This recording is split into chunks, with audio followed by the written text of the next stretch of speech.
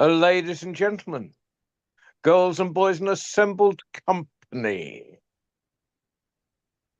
welcome to the World Storytelling Cafe, and it is Friday, therefore it is stories for children. We have some children are probably on their second, third or fourth childhood sitting here, but it is never too late for a 20th childhood. And tonight, to entertain us all, is Rona Baba. Are you sitting in Manchester or Italy, Rona? In Italy at the moment, yes. Well, Yeah. yes. She's the jet setter. Over to you. Thank you, John, for that nice introduction. And thanks, guys, for having the patience to keep trying to get in here because I'm up top big time. But I mean, you know, it is what it is. But I'm here and I'm going to tell you some stories. And this one is especially for Liberty, who's there with her mum and dad. And it's about a young woman, but she's not just any young woman. She's the daughter of the Emperor of Japan. But as the daughter of the Emperor of Japan, she has no standing because girls were not allowed to become the heir, even if there was not a male heir. But this young woman was determined because she was the only daughter of the Emperor. And she had said to her father, when she was just a little girl of about 7 years old, when I grow up and become the Empress, Papa, then I might change some things. And he said, yes, I have no doubt you will, my dear, but I don't want you to set your heart on becoming the Empress because there has never been an Empress in Japan, not in thousands of years, because young women are not allowed to. Oh, even at 7 years old, hands on hips, quite adamant. I will be the Empress, Father. I will take over from you. Well, it wasn't going to be that easy because the wise men of the council in Japan, the Emperor's council, had all agreed that really there was no way that a young woman could rule the country, for goodness sake. The very idea, they were stunned, they were shocked that it would even be considered. But she was determined. I can do anything that a man can do. And eventually, they agreed to give her the opportunity to show just how clever, how brave, and how strong she was, because she was all three things. But these men really didn't want her to become the next empress. So they made it very difficult. The three tasks that they gave her, number one was to find a pearl that was shaped like a teardrop, like it had just fallen from somebody's eye. The second task that they gave her was to bring back a forest. A forest. I mean, that was a ridiculous thing to say. Bring back a forest. A young woman. And then she thought, if it can be done, I can do it. But of course, these men didn't think these things could happen. And that's why they challenged her with them. And if she failed, then she would not be able to become the empress. But the third one, oh, wait for this. The third one was that she had to bring back a tiger that could fly. A tiger that could fly? That was just ridiculous. But she would not admit defeat. She had to try and do what was asked of her. And she had to go on that journey and come back only when she had completed those tasks. Well, you know, there's a saying that goes, if you do something good will come to you. When that young empress-to-be was on the journey, she came across an old man by the side of the road who had broken his leg and was in severe pain, and he was a very old man, and he was thin and frail. Now, the empress was an average-sized young woman, but she was very strong. She had muscle, she kept herself strong, and she picked that old man up and asked him to tell her where he needed to go, and she carried him home. Now, thankfully, it was a very short distance. And when she got to that old man's house, a young man opened the door, and he was shocked to see his grandfather in this young woman's arms. What's happened? And she said, I think he's broken his leg. And you've carried him? Well, I couldn't leave him there, so of course I did. Well, a short time later, that young man had put a splint on his grandfather's leg, and he was no longer in such pain. And he said to the Empress-to-be, I think we'll call her Layla. He said to Layla, is there anything I can do for you? And she said, well, not really, because what I need, nobody can give me. I said, well, what do you need? She said, well, I need a teardrop-shaped pearl. Now, everybody knows that pearls are round. There's no such thing as a teardrop-shaped pearl. And he said, I think the next person that you meet on the road is going to be able to give you a pearl shaped like a teardrop. Well, she didn't want to be rude. So she said, well, I thank you for that. And it would be nice if that happened. And then they parted ways again with his thunderous thanks for her helping his grandfather. She carried on her journey, and the next person she met was a young woman, again sat on the side of the road, but with tears flowing from her eyes and obviously in great distress. Can I help you, my dear? She said. Well, no, it's my son. He's so naughty. He does this all the time. And this one time, I'm afraid he's not going to be found. He runs off and hides. And she said, oh, well, I'll help you to find him. She says, I've searched everywhere. He's nowhere to be found. But this little boy, who was only 5 years old, this was his favourite game, was to run and hide from his parents. He had no idea how scared they were when they couldn't find him. And his mother at this point was just distraught.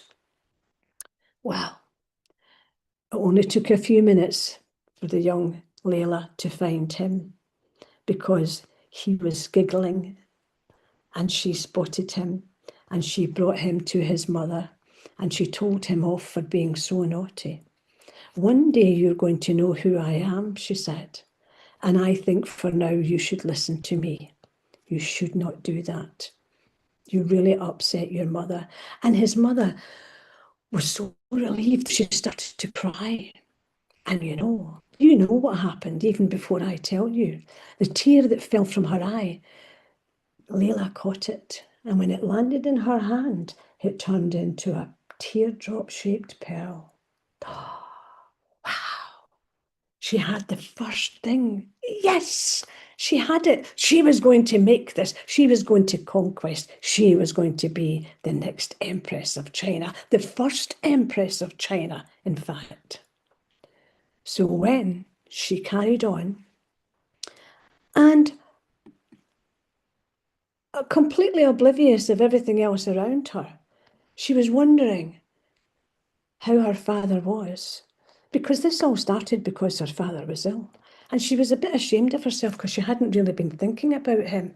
And we didn't have phones back then. She couldn't pick up her mobile phone and say, let me speak to father, you know. So her mind was wandering at that point, and the next thing she knew, she was in a place that seemed desolate. There was miles and miles of nothing. She had never seen anything like this before because, of course, she was brought up in a city. And as she walked on, she could hear sounds of music, and she was getting closer and closer.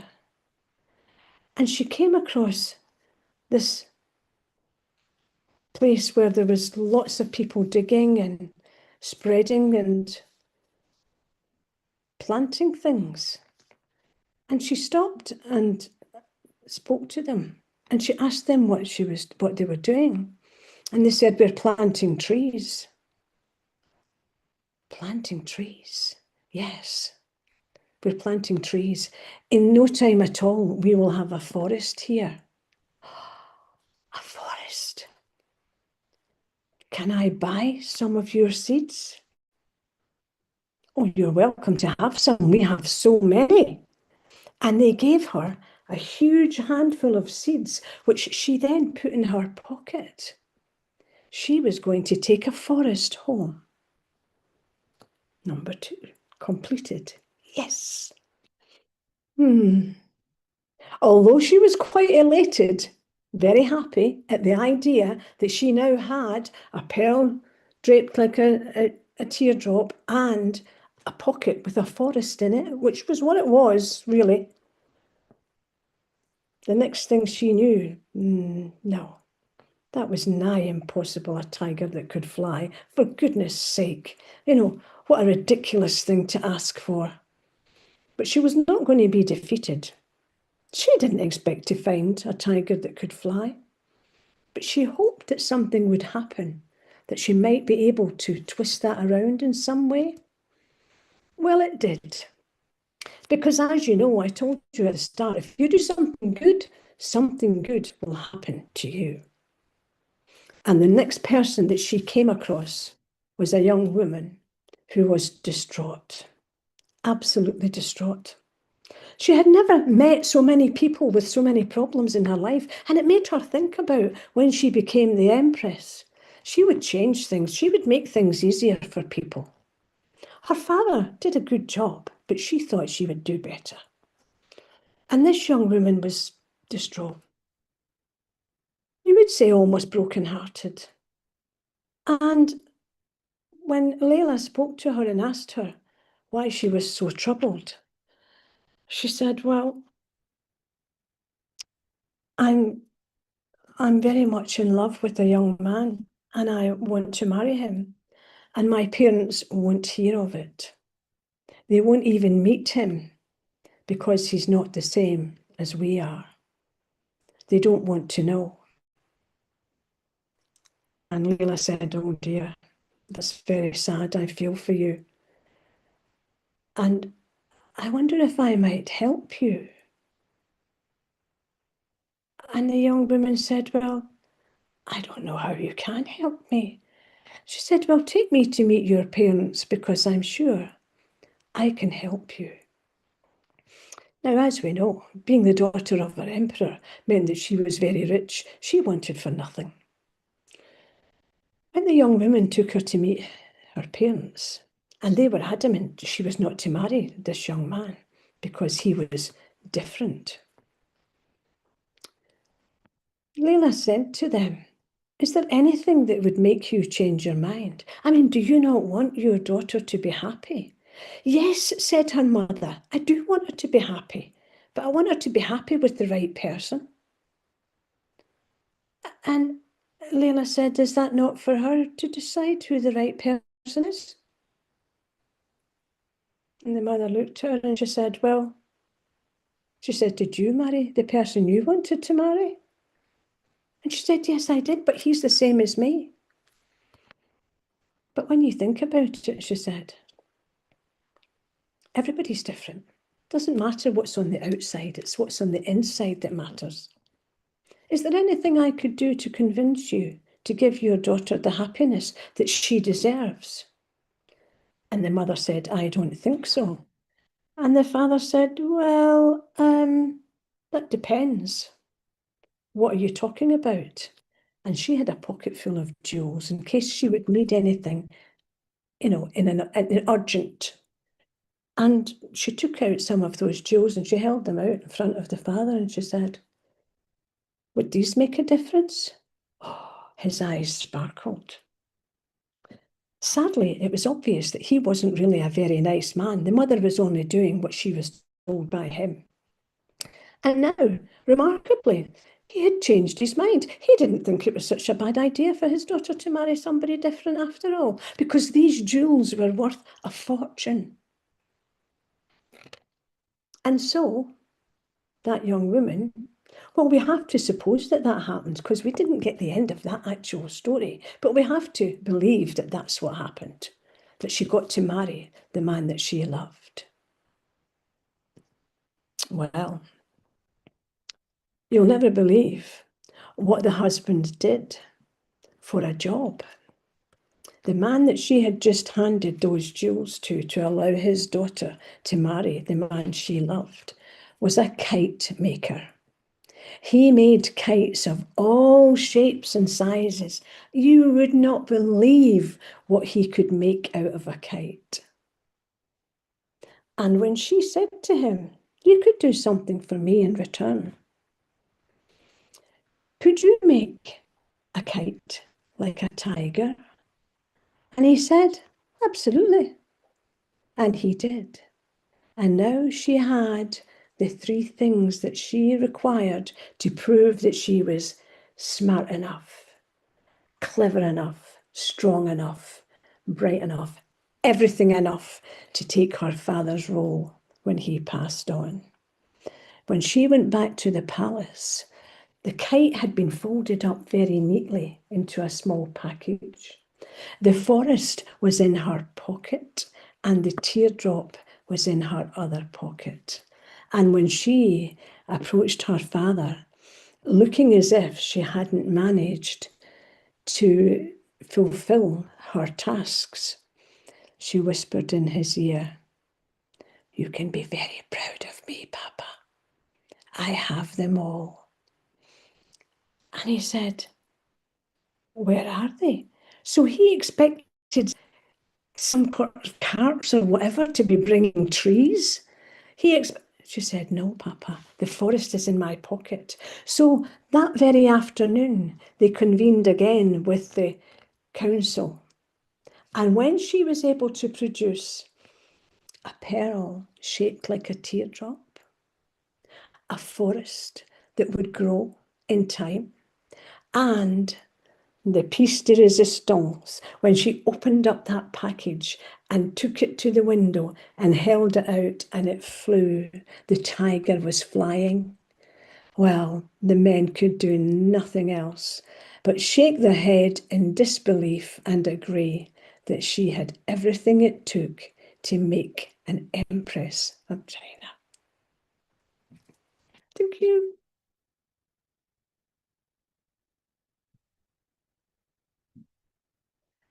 I've got a wee story about birds now. Wow. A little story about birds. Here's my daughter coming on. Yes, so there was a little crow. It was quite young, sat on a branch of a tree. And it looked at itself and it thought, "I'm very pretty. I think I could probably be the prettiest bird in the world. I think I probably am." And when she started to fly around and investigate the world around her, she came across a pond. And in that pond, there was a swan. Oh, a magnificent swan. Long neck, yellow beak, absolutely beautiful. And it flapped its wings just to show how beautiful it was. And the young crow looked at it and thought, "That bird's more beautiful than me. Wow. I wonder if there's a bird, another one, that's even more beautiful than her, but I doubt it very much." She spoke to the swan and she said, "You are so beautiful. I can't believe it. I wish I was as beautiful as you." And the swan said something that amazed her. She said, "You wish you were as beautiful as me?" She said, "You can do something that I can't do." And the crow looked at her and she said, What can I do that you can't do? You're a bird. You can fly." "Not really," she said. "I can get a few feet out of the water and that's it. I would love to be able to soar and fly high up into the sky like you do." Oh, and I thought that I would want to be as beautiful as you, but I wouldn't want to not be able to fly." And the swan said, I would love to be able to fly, but more than that, I would love to be colourful. Colourful? Yes, I would love to be a bird of colour. Is there such a thing? Oh, the swan said, you haven't travelled enough, my dear. Don't you know about the peacock? The peacock? She didn't want to admit that she'd never heard of a peacock. So she just said, well, I've never actually seen one. Well, I'll tell you where you can see the peacock. And she went and she followed the instructions that were given when the swan could take her no further. And she came across this fenced-in patch attached to a huge castle. And in that fenced-off garden, there were peacocks, several of them, with these huge tails that spread out like fans, and the colours were just incredible. Oh, I don't want to be a swan anymore. I want to be a peacock. And she spoke to the peacock and she said, I would love, very much love, to be colourful like you. And the peacock said, really? Do you think that's what's so important? What you look like on the outside? Well, yes. If I was as pretty as you, I would be so proud. I would feel so proud of myself. Oh, I see. That's why you would like the colour. She said, well, you know, we are here and people just come and look at us and see how pretty we are. They don't realise that we're locked up in this pen. We are trapped. We are prisoners. We can't do anything. We can't go anywhere. And when the little crow heard that, she thought, I don't want to be a swan. I don't want to be a peacock. I'm quite happy being who I am. And she flew off back up to the branch in her tree where she could go anywhere she pleased and see anything she wanted to see. And it didn't matter that she wasn't beautiful in her own eyes. Lots of people like crows, including me. And I'm happy that she found her happy place and she stayed there. The little crow. Now, you all know what's going on in Gaza at the moment, don't you? Oh, gosh. Oh. Well, I'm going to be doing something soon with David Heathfield that I can't tell you about yet because it's a secret. Oh, I love a secret, especially when it's mine. So, but I'm going to tell you one of the stories that Jackie Ross told that had been previously told by one of the children in Gaza. I mean, these kids are incredible. They speak perfect English. They tell these stories as if it was their native language. And this particular story that this little boy told, he was only 7 years old as well. I mean, that seems a magic number this evening for some reason. And this little boy of 7 years was very fortunate. He lived with his father and his mother and two sisters, and they lived in a grand house, and his father made a lot of money and they had everything they could ever want. But this young boy seemed very unsettled, and his father said to him one day, I'm going to take you and show you how the other half live. And he didn't say, so you can appreciate what you've got, because he wouldn't have understood that. Not by telling, he had to see. So his father took him on a journey to a village that was quite a bit away, where the people were poor. They didn't have anything. Well, at least that was the father's view. When this little boy was wandering around that village and he walked in and he was speaking to the people that he met, and he met a farmer who had 3 dogs. And he turned to his father and he said, he's got 3 dogs. And his father said, yeah, I can see that. He said, wow, he's lucky to have 3 dogs. We've only got 1. And his father said, well, you know, you don't need any more than 1 dog. We don't have a farm to run. And he carried on and meandered along his way, made his way in the village. And he could smell this wonderful smell. And it was bread being baked in an oven. And just at that, the woman who was baking opened her door. And she saw this boy and she said, "Oh, I've got a little bit of dough left. Would you like me to make you a bun?" And they stepped into the kitchen and he watched and waited while that bun cooked in the oven. And he was mesmerised. He'd never seen anything like this. "Father, this is mine. I'm not going to eat it yet. I'm going to take it home and share it with my little sisters." Oh, his father was so proud of him. He never usually was that generous, but he was obviously in a good frame of mind that day. And so it went on, and he saw all these incredible things. And the next thing that he came across was this man working in the field and toiling the soil and planting things. And the boy said to him, what are you doing?" He says, "I'm planting this year's vegetables so that we'll have plenty to eat next year." And the boy looked at his father. "He's planting vegetables." "Yes, I know, son, I heard him." Well, the boy was mesmerised at this. But it was time to go home. So when he and his father got home, and his mother said to him, "Well, did you have a good day?" He said, "Yes, I did. I had a wonderful time, and my father showed me what it was like to have everything you needed. Because this man had 3 dogs, we've only got 1. This woman baked her own bread. We have to go to a supermarket and buy our food. This family were growing their own vegetables. We have to buy ours." He said, "I had no idea how wonderful it must be to be as lucky as that."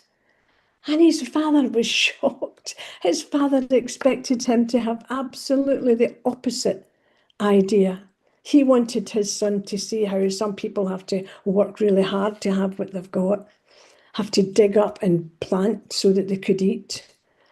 Whereas the young boy thought he would prefer that way of life over what he had any day. He felt that those people were the ones who really were well off. Do you know what? I think he was right. I think that father was wrong. Well, guys, it's so great to have you all here. Thanks so much for coming. I'd like to tell you another little story now. I can't remember when I first heard this story, but it had a big impact on me. Oh, thank you, Eleanor. Spotted those hearts. I can remember this story having quite an impact on me. But then I was brought up on story. I was very, very fortunate. When I tell people that my parents were blind, sometimes they're quite flabbergasted and they feel sorry for me. And they think, "Oh dear, that must have been terrible." I was absolutely advantaged without a shadow of a doubt. It was wonderful, the upbringing I had. And I wanted for nothing, and my parents could do everything.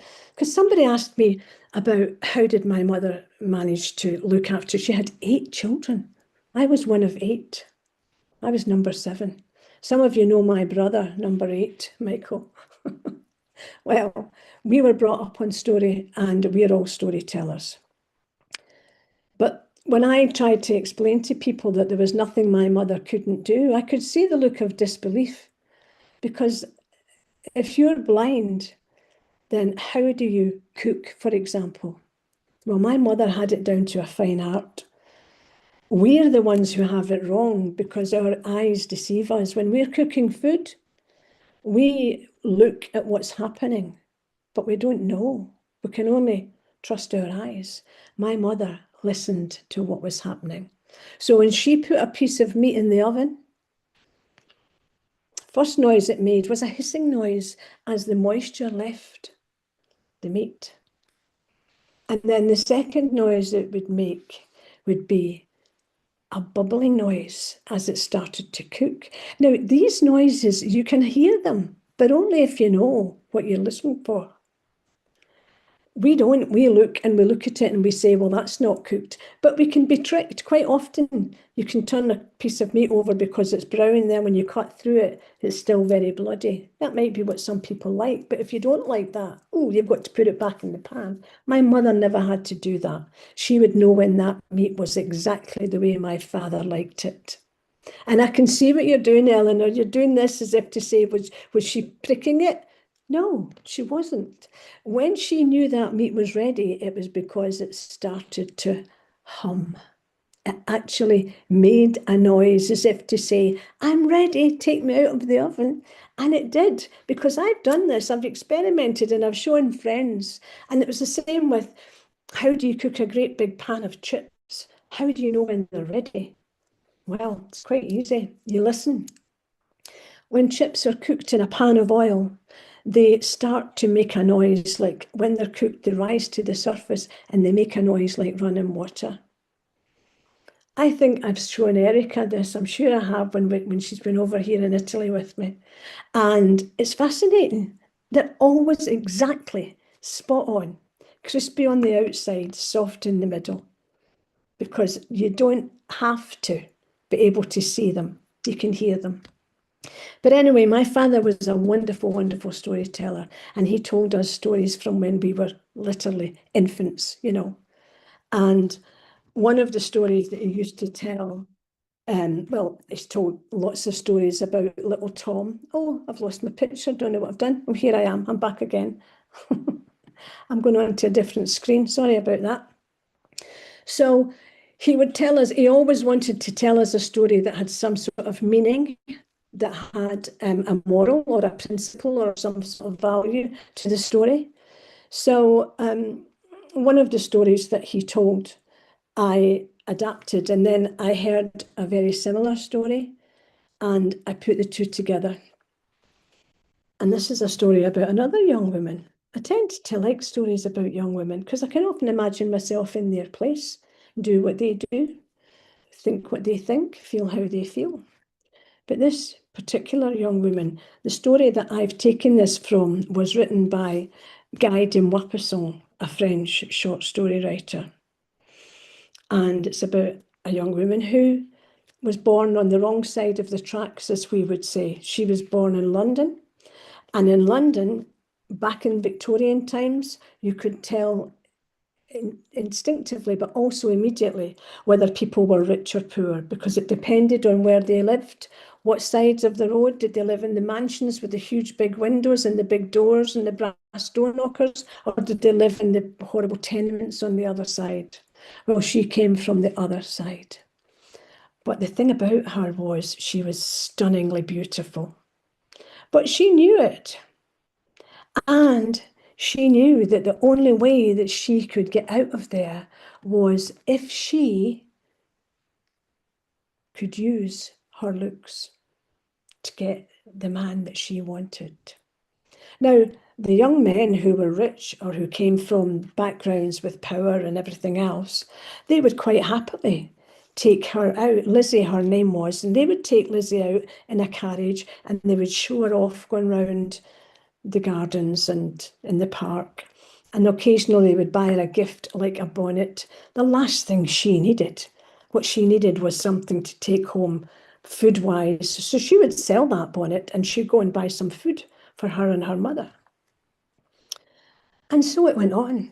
But she realised that there was no way that any of these young men would marry her. They just simply would not be allowed to. She came from the wrong side of the tracks, and that was it. So she set her sights on finding the right husband for her. And she did. She found Tom. Tom was an accountant, and he worked for the man who owned the factory that made uniforms for the soldiers. And back in those days, there was a lot of uniforms needed in Victorian times. There was always something going on. There was always soldiers to be required. And he was a favourite of the man who owned that company. And Lizzie had met him just a few times and she liked him, and he obviously liked her. I mean, he was very taken. And their relationship developed to the stage where she realised This was it. She was never going to get anything better. And it was not only good enough, it was good. He earned good money. They could have a nice home. So they got married. And soon after they were married, well, it happened every year, as it so happens, that there would be a royal ball. And the man who owned the factory was invited to the ball with his wife. But his wife wasn't well enough to go, and he wouldn't go without her. So he asked the secretary's permission if he could give the tickets to his young Tom, his young accountant, to take his wife. Well, when he got home with those tickets and presented them to Lizzie, we're going to a royal ball, well, she just was absolutely ecstatic. She was going to get a taste of that life again. And she spun around, and then she stopped. And she looked at him and she said, I can't go to a royal ball. And we know what's coming next, don't we, girls? Why couldn't she go to a royal ball? She had nothing to wear. And he said, well, don't worry. I've got a little bit put by. You can buy a new dress. Can I have one made? He said yes, he would have given her anything. He absolutely adored her. So she had the money, and she went to the tailor's the very next day, and she picked this dark green satin to have her dress made. But this was no ordinary dress. This was a ball gown of Victorian times. It had underskirts and overskirts, and then the top layer. It had an underbodice, and then a top bodice, and then the sleeves, and then the little bag to take the slippers in that would also be handmade. I mean, it was just incredible. And when it was made, Tom had to admit, when she put that dress on, she looked magnificent. She came through to the living room, almost took up half the living room floor, and she spun around, and then she caught sight of herself in the mirror. Oh, no. Oh, this won't do, she said. I can't wear this dress. What do you mean you can't wear this dress? You've just spent all the money we had having it made. Oh, but I know, she said, and I have to just show you why. Because, she said, I can't wear something. I'm a married woman. I can't expose myself like this. There was nothing exposed. But poor Tom, he was caught up, he was wound up, and he was pulled in. I need something. He said, well, why don't you wear the pearls that I bought you last Christmas? Oh, Tom, don't be ridiculous. You don't wear pearls with green satin and a ball gown. Oh, poor Tom was distracted. He had no idea what you're supposed to wear with a ball gown. She said, you know that picture in your Aunt Mary's mantelpiece? And it's your mother and your Aunt Mary. And your Aunt Mary is wearing an emerald necklace. Tom didn't like where this was going. Oh no, Tom didn't like this at all. Do you think that she would let me borrow your necklace? I couldn't ask.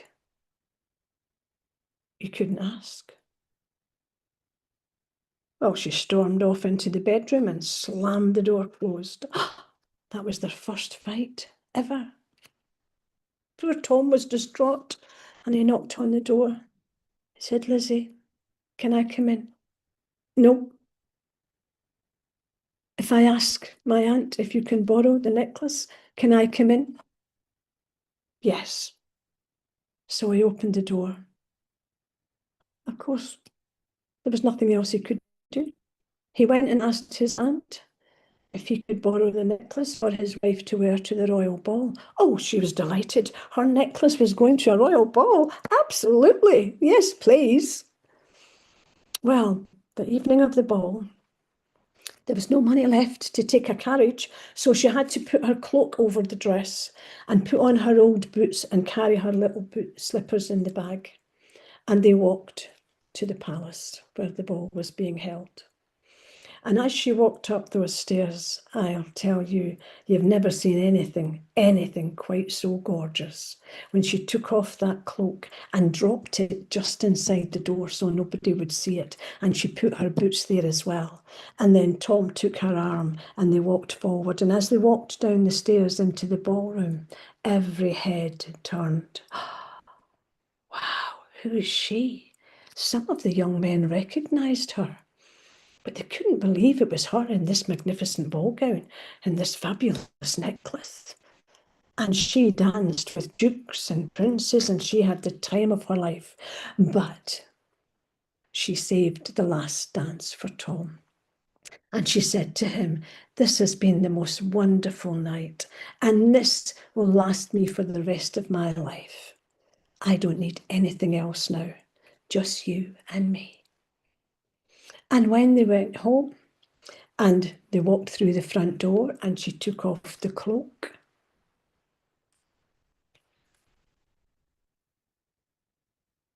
where's the necklace? It was gone. She pulled off the bodices, she took off the skirts. She was in her underwear, there was no necklace. She pulled the cloak back over her, tied a waist, and off they went. Back the way they came, covering their footsteps. Nowhere to be seen. Somebody's found it. Oh no. "Don't worry," he said. "I'll tell my Aunt Lizzie that." "No, you will not," she said. "You will tell her nothing of the kind. She'll think we've stolen it.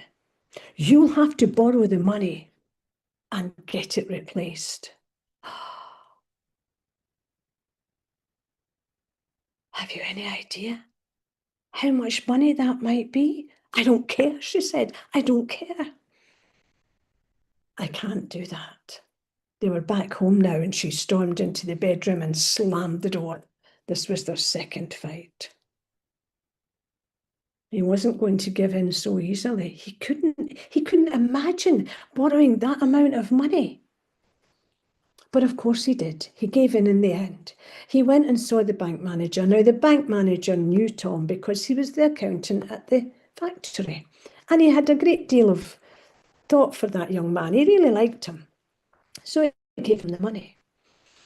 And Tom, in some pretext, visited his aunt and surreptitiously took the photograph and went to the jeweller and asked if he could make a replica of that necklace.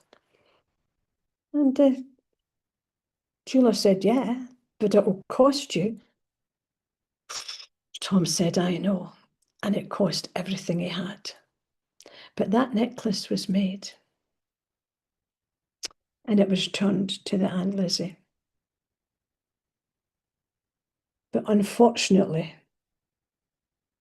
Aunt Mary, sorry, and unfortunately Lizzie and Tom never had a happy day for the rest of their lives. She had to take another job cleaning. He had to take another. For years and years, they slaved to pay that money back to the bank. And they never ever got their own little house. They were still in a rented flat all those years later. And Lizzie was walking through the park one day, and this nurse was wheeling a bath chair, you know, the old-fashioned wheelchairs. And there was an old, very old lady in this wheelchair, bath chair. And Lizzie stopped and looked at her. And the old lady looked up at her. "It was all your fault," Lizzie said to the old lady. "If you hadn't let me borrow your neck..." And the old lady said, "Oh, I know who you are. You're young Tom's wife. We haven't seen you in years." "Yes, I know," said Lizzie, "and do you know why? Because you lent me your necklace and it got lost. And because I was afraid that you might think we had stolen it, I made Tom borrow the money to get you a new emerald necklace made." And the old lady looked at him and she said, "Oh, my dear, you didn't think those emeralds were real?"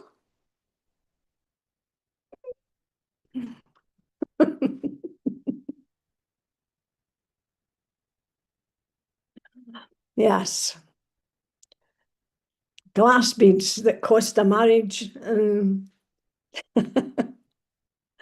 So, thank you for listening. So, we've got a few minutes left, well, 10, 15 minutes, something like that. Let me think what I could tell you now. I know.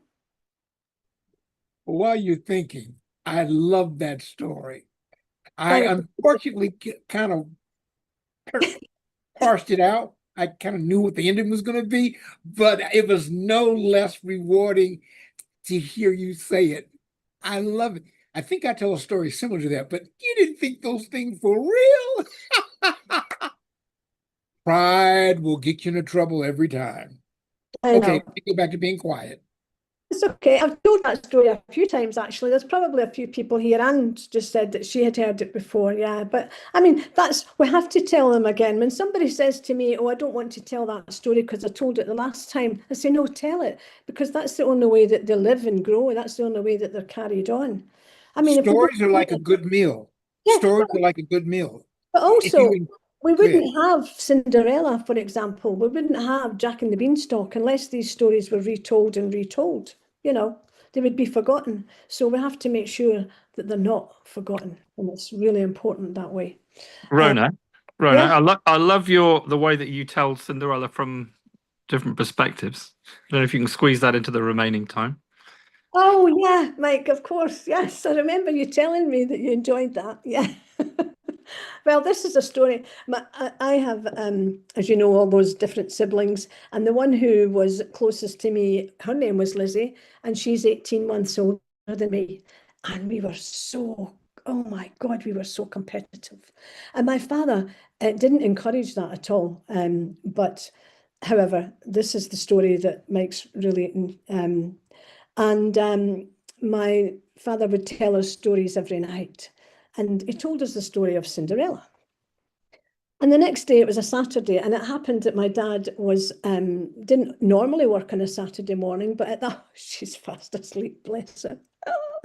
At that point, my dad had told us that story, and he was working on a Saturday morning, and the rains, like the rain I was talking about before, it was like that outside, so we couldn't go out and play as we always did. So my mum suggested that we do some drawing, and we had a great big wooden table, because there were so many of us, we didn't have a sofa, you know, because we needed room for the dining table. So we had an assortment of chairs. And my mum would get old wallpaper rolls and she would spread them across the table and put drawing pins at either side. So the white side of the paper was up, and there'd be two big tubs of coloured pencils and drawing stuff stuck. And she said, draw me a picture. What will we draw, Mummy? Well, draw me a picture of the story that your Daddy told you last night. So we started to draw Cinderella. There was Lizzie, me, and my younger brother Michael, who was only about 3 then. I would have been about 7 and Lizzie would be 9. So we're drawing this picture. And the next minute I get on the back of my head. I said, excuse me, what was that for? She said, what do you think you're doing? I said, I'm drawing a picture. But Mummy said to draw Cinderella. I said, I'm drawing Cinderella. That's not Cinderella, that's Snow White. Excuse me? That's Cinderella. No, no, no, no, no, no, no, you fool. Cinderella's got blonde hair and blue eyes. Lizzie had blonde hair and blue eyes. I had dark hair and brown eyes. She was having none of it. I said, and was Cinderella? No, it's not. Yes, put them up. And the next minute we're scrapping, right? And my mum comes through. Are you girls fighting again? No, no. Michael chimes on. Yes, they were fighting, Mammy. Ooh. And she said, what on earth can you be fighting about? You're only drawing a picture. Well, this idiot, my mum said, hold on a minute. I didn't rear any idiots. And Lizzie said, well, she's drawing Cinderella with dark hair. And my mum said, what's wrong with that? Well, everybody knows that Cinderella's got blonde hair. Oh, I didn't know, my mum said. The next minute, my father comes home. Now, when we did something nice, like made biscuits or whatever, my mum would open the door and she'd say, Tommy, our girls have made biscuits today, aren't they so good? But if we had misbehaved, she would say, Tommy, your daughters, your daughters have been up to mischief or whatever. They were fighting today, fighting over drawing a picture. And my dad comes in and he said, what's to do? And Lizzie chimes in right away, well, Daddy, you know what she's like. And she was drawing Cinderella with dark hair. That's Snow White. My dad said, well, Cinderella might have had dark hair. No, Daddy. Oh, no, you told us Cinderella had blonde hair. I says, I didn't tell you that. How do I know? I can't see her. But Daddy, you said, I did not tell you that Cinderella had blonde hair. I don't know what colour her hair was. So who else was drawing? And I said, Michael. And my dad said, well, what colour of hair did he give Cinderella? And I picked up Michael's drawing. At this point, he's on the floor playing with his little cars. And his picture was just a round face with 2 dots and a smiley mouth. I said, I'm sorry to tell you, Daddy, but Michael's Cinderella is bald. Of course. My dad thought this was hysterical. I said, good for you, son. I said, but anyway, Daddy, just settle the argument. Did she have black hair, dark hair, red hair? My mum was a real redhead, which was why we were all like licorice all sorts. My dad was very dark. He said, well, it's up to you, because we don't know. It was a long time ago that Cinderella lived. Now, we have to remember, at this point, it's 70 years ago, right? Cinderella, Walt Disney, never existed. Nowadays, if you asked any child on the planet, what colour is Cinderella's hair? Do you know what you'll get told? Blonde.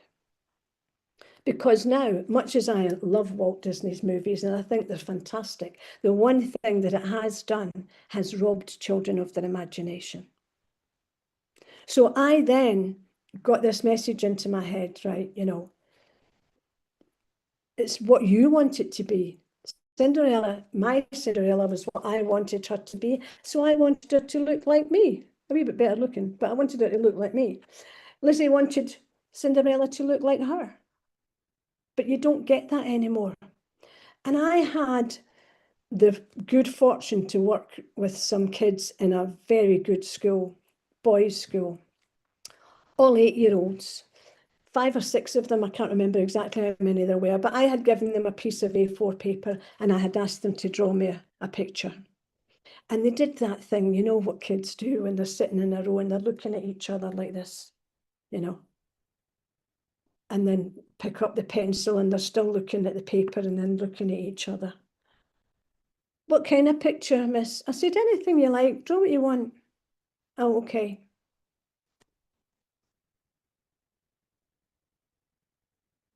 Well, what will it look like? I said, it's your picture, you decide. So to help them, I said, I'll tell you what, draw me an animal. Oh, that was okay, draw me an animal. What kind of animal? I said, it's your picture, you decide. I have to help them again. I said, okay, close your eyes. You're in the jungle. Can you see the jungle? Have you seen, tell me, who's seen Jungle Book? And this lad shot his hand up and then he looked and he saw none of the others had their hands up, so he put his down. That was far too babyish a picture. Do you know what I mean? Well, tell you what, have you seen Rambo? All the hands shot up. They probably hadn't, but they said they did. I said, well, in that forest there that you can see in your mind, there's grass moving and there's an animal behind it and it's just about to jump out. Draw me that animal. Well, they started to draw right away. One boy drew a dolphin in the jungle. I thought, okay, shoot a picture. So, but that proved to me that the children's imagination was being getting eroded at a fantastic rate because they were not being allowed to use their own imagination and to come up with their own ideas.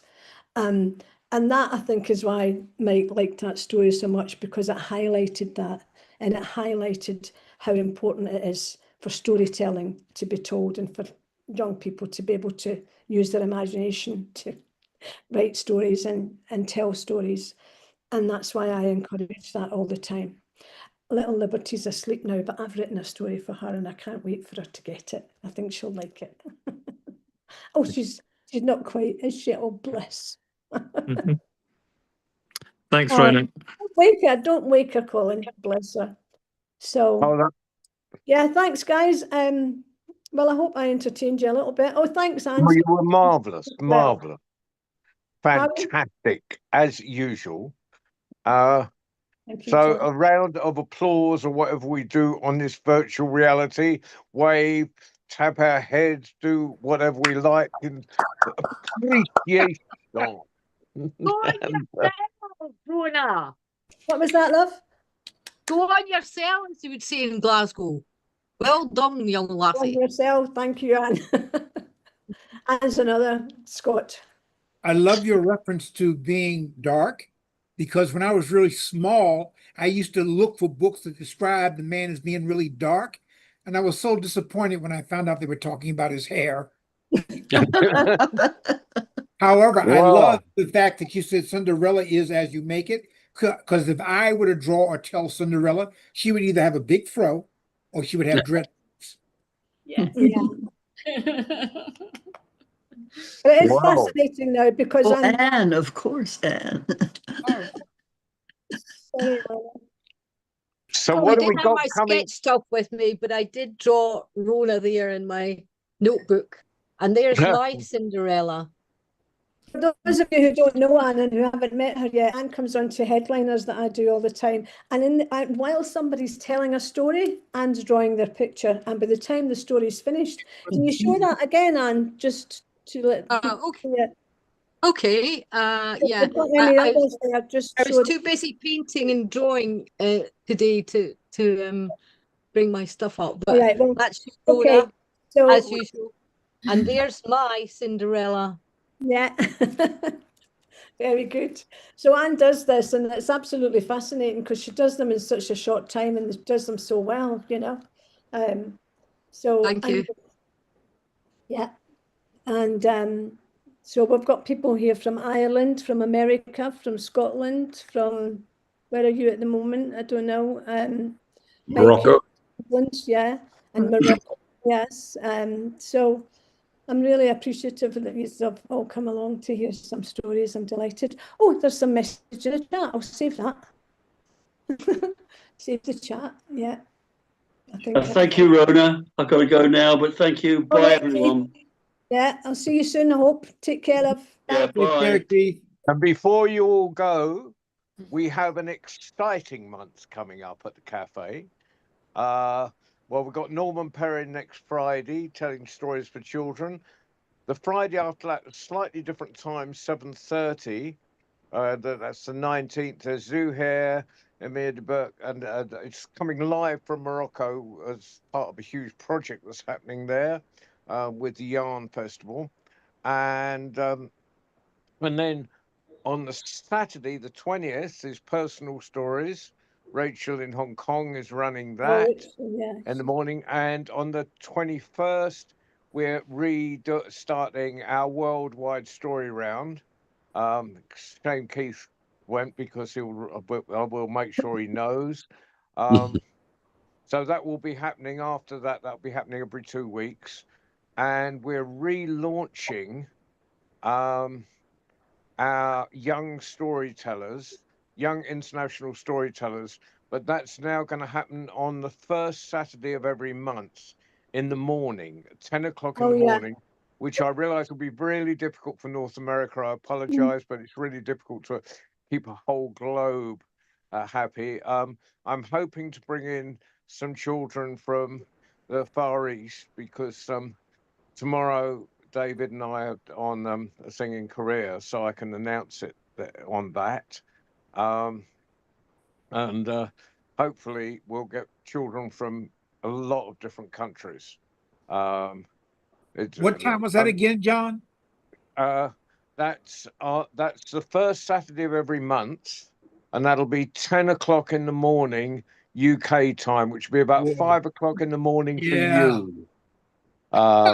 So you're going to have to stay I'll up be all there. night, I'm afraid. Oh, I'll get up very early in the morning. Yeah. same difference. I did that intentionally, Babassi, just to make But life difficult for Babassi you. will be on his way home from his Friday night out. Yeah, yeah. But and Eleanor, that doesn't help you much either. But it's we That was because good, Mike. we do most things either in the evening UK time or afternoon. We rarely give people from the Far East and Australia a chance to get a look in. So I thought we'd have one program that was that just appealed to a different side of the globe. Absolutely. All But right. but that's what we got coming up, and Fantastic. Yeah. Should I say a word? but Ron, there's a couple so of people on here that would like to do this as well. Should you get in we'll touch? put them in with you? touch with me Yeah. if they email, and I'll spell it because I can't chat to write things in the chat. The rights John, that's JOHN at johnrow.com. That's JOHNROW.com. And just send me a picture and a little blurb about themselves, about one paragraph. Yeah. And not that anyone donates anymore, but it just works for the site. If you've got a PayPal, if you're linked to a PayPal if email Yeah. thing, then we can put up a hat. Yeah. It just gives a consistency to the site. Hey, John, I'm gonna put it in the chats. It's John at johnrow.com. .com. Oh, okay. No gmail.com. No, John at johnrow.com. Yeah. And And so, and just email me, and then I usually put up in the chat, or I'll email direct back which Fridays are available. John, can I just add something to your notices? Of course, Michael. No. Who are Right. you?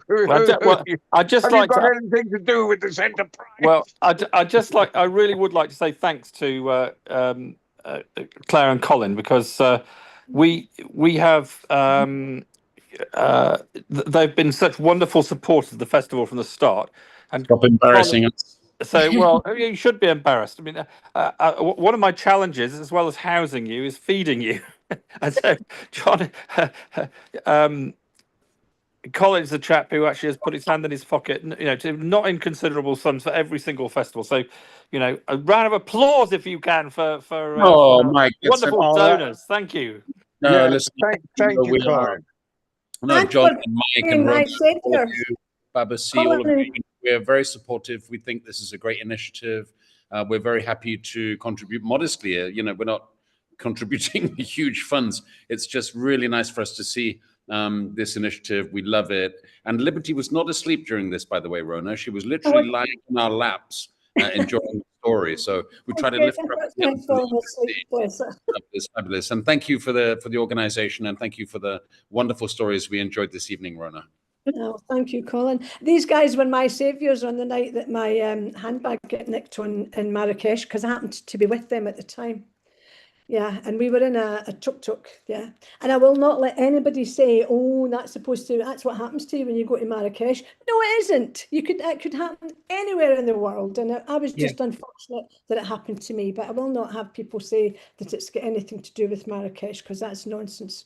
Marrakesh, But Rona, your trial and tribulation was also a way of vindicating the fact that our community comes together, that people look after people, that there's more good in the world than there is not good in the world. And although I would never wish what happened to you to happen to anyone, I'm so glad we were there for you in our own individual and collective ways. Yeah. Oh, and one thing before I get John, can we work out so I can tell a Kwanzaa story sometime in December? No. Okay. Yeah, of course. I knew you were going to do that, John. I knew he was going to say it too. Take care. Rascal. And anyone who gets a chance to, if they could, it's Veronica Chambers' birthday today, so if I you know I wish, said it. we Eliza wish her, Leo, Baraha, happy birthday in Swahili. I think I said that. Either I you know, said that or my just message her. Okay, that's really good. And Waleed, of course, thank you for flying the magic carpet as always. Thank you, Bye, Reid. everyone. Thanks again, Rona. Good night, everyone. Thank you, Everyone. everyone. Good afternoon, everyone. Yeah, I said it. Thanks Thank for you. coming along. I really appreciate it. Take care, guys. Take care, Rona. I'm going to go have lunch. See you, Baba C. Yes. See me, Baba C. I mean, yes, Rona, I'll see you too. Baba, Baba, Baba, Baba, Baba, Baba C. Baba C.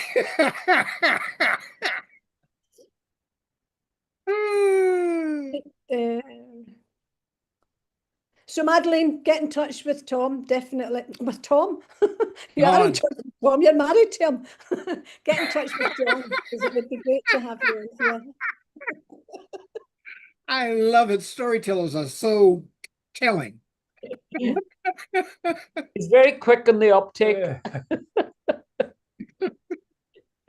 Oh, this has been beautiful. I really needed this today. This has been beautiful. Now I got to go off and fix lunch because it's only 2:00 where I am. Oh, You know. Yeah. Where So are you? actually, I'm having dinner if you're from the southern part of the United States, Oh. or I'm having lunch if you're from the northern part of the United States. So I'm going to have dinner. Oh no! In the States, we would call this brunch. I'm having brunch. Yes. I thought only posh people had brunch. Well, Baba C, okay. you get in there. Okay. I have Baba C, champagne desires. Yes. Madeline, Baba C had a spare phone with him. I mean, who does that? You know what I mean? Just somebody as smart as Baba C. And when mine got nicked, he lent me his.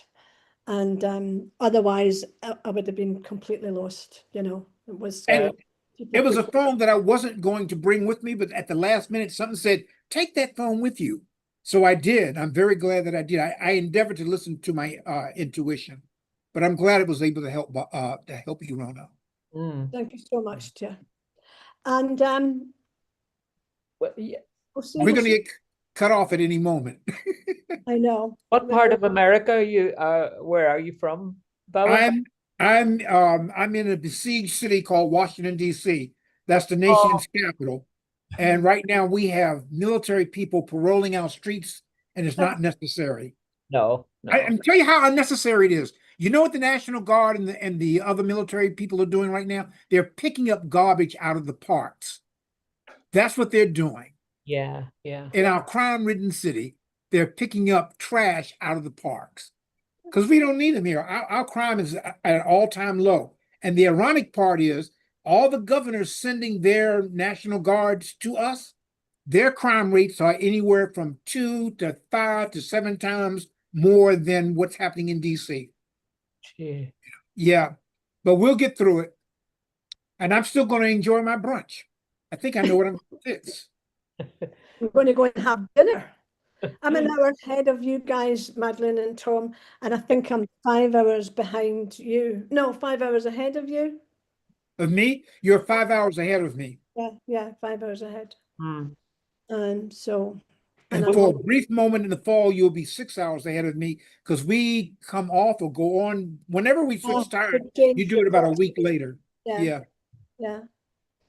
Well, we'll go and have a late dinner, Mm. and a glass of wine, and Oh, I want a glass of wine. What was I'm- a bit cheeky? Do you know what I did? But cup of tea. It's a teacup with wine in it. a cup with coffee in it. No, it's got wine in it. I thought. Yeah, no, I know. that's the wine. Unfortunately, where I live, it's a alcohol, smoke, and drug-free campus. I'm all for the drug-free and all that kind of stuff. I like to have a good glass of wine, but one of the things they do where I live is there are people in recovery. Mhm. So there can be no alcohol on the premises. So I have to go to a nearby, well, it's not a pub. I have a favorite little restaurant not too far from here. I'll go and have a glass of wine, so, or my friends will invite me over because, oh, poor thing, he can't drink where he lives. Come over here, we'll get you drunk. No, no, we don't get drunk Make the in public. best of it then. Yes, yes. Yeah. In fact, last little thing about it is I drink a rum called Bumbu, Bumbu, and Bumbu comes into two kinds, and there's Bumbu Black, and I love Bumbu Black. It's It's a wine? no, it's a rum. It's a rum. Oh, sorry. Yeah. It's a rum that'll make you hum in a good way. Hey, we should let Waleed go. But I love these little after sessions. No, strike little. I love the after sessions. And I have my headliners, Babasi, which I must get you onto sometime. I do a headliners thing on a Thursday, Yes. and Tom come along. And Yes. we always have a little natter afterwards. It's quite good to do that, I think. Yeah. right. Well, All right. I'll leave you now and decide what we're going to have for dinner because we haven't decided that yet. So it could be a takeaway. I don't know. Well, I think it should be, because if it's that late, you don't want to be starting cooking at this time, Madeline. Or Tom My doesn't. menu tentatively is pancakes, vegetarian eggs, they're good, and a vegetarian burger called an Impossible Burger. Oh, and you call them chips, Yeah. but I'm having potatoes. I think I'm Fries? having fried potatoes. Yes, Oh, right. that's The real thing. that's my ambitious goal. Yeah. So, Madeline, I can ask you, as you know, you'll tell me honestly, I was very, very nervous tonight, and I have no idea why. Did it come across? Not at No, all. no. It was terrific. It really was. I enjoyed all of it, and I love it when you tell the stories, and it's like most storytellers. It's not quite the same the next time. Right. No? This time, your Japanese empress was fabulous. I love that. Yes. I mean, you're just such a good I storyteller. Isn't she made a good? mistake in that, and I don't know if anybody, I'm sure somebody would have picked up on it, and Picture will have picked up. She'll tell me tomorrow. And she started off as a Japanese empress, and it ended up as a Chinese empress. I didn't even catch it. Yeah, but no one's going to remember that. They're going to remember. In fact, some people are going to say, "Yes, she was Asian." Yeah. And I that is so nondescript, but Yeah. you did very well. No, I Rona, really I could listen to did you all enjoy day doing and it, all but night. yeah.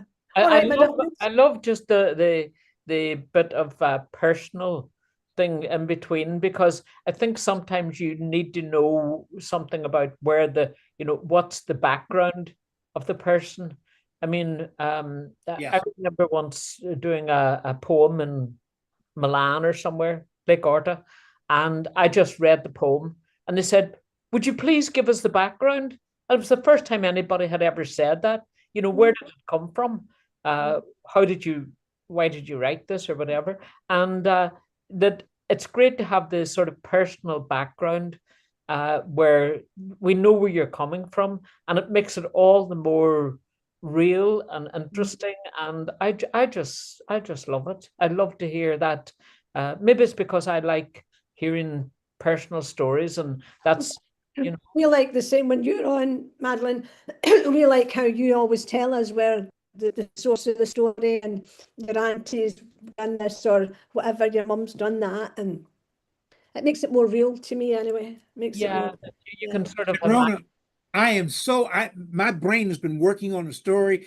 I'm trying to Africanize, Afro-Americanize, Babasianize the story with the jewels.